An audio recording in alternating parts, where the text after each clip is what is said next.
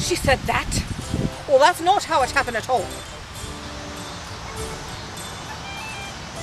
Well, I need no introduction, mostly.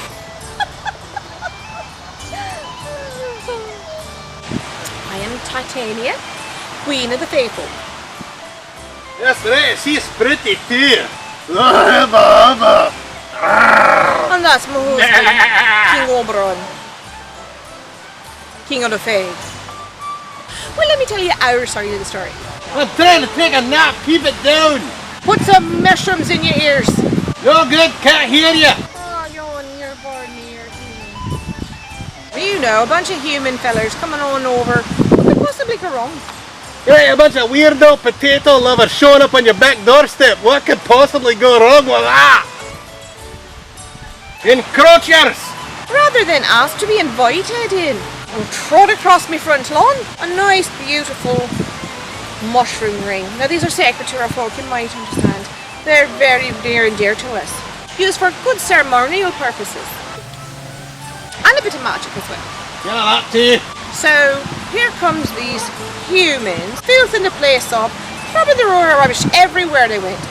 Now comes the time where I decide we're going to go and take a visit and meet this king and queen. I don't want to. And oh, what a lovely necklace this lady had. Oh, she was very, very pretty indeed. She decided that seeing as that we had some sort of peace between us, we might as well exchange gifts. So she was going to hand me her jewels. I waited for them. I never really got them until much, much later. Oh yeah, now we get to really what you wanted on there. Free stuff.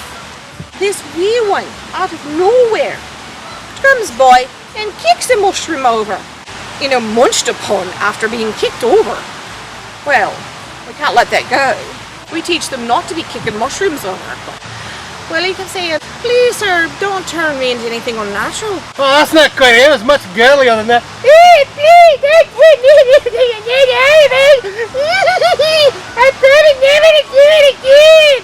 A goat is not the worst thing that we could have turned him into.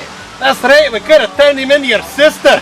Oh, how dare you, sir? My sister's a lovely thing, she is. Fairies are all shapes and sizes. And so he turned the king's son into a goat. We had it coming. It's an improvement. Take all the money we saved him on pantaloons.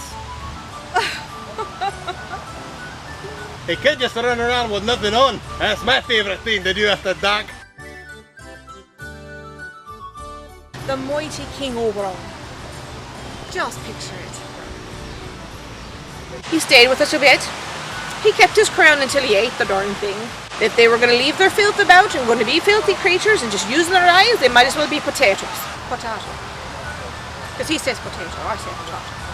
Right, chop him up, mash him up, put him in a stew. They kept squabbling back and forth. Well, finally I had enough of it. So doing the numbers and realising us fairy folk were gaining over the human folk. And then it would be a slaughter if I didn't intervene. I intervened on their behalf. I went and spoke with the queen. Told her that this feud between the two kings... Oh, is she here? She is pretty. No, you don't. If you see her, you tell her I said hi. Me and the queen decided to tell the boys that there's enough of this fighting, enough of this killing and maiming and hurting each other. Instead, they're to have a feast every year to mark the occasion. And yes, the humans in penance are supposed to bring the goat cheese. You're darn teeting. This year I'm going to invite the entire fairy class. Good and not so good alike.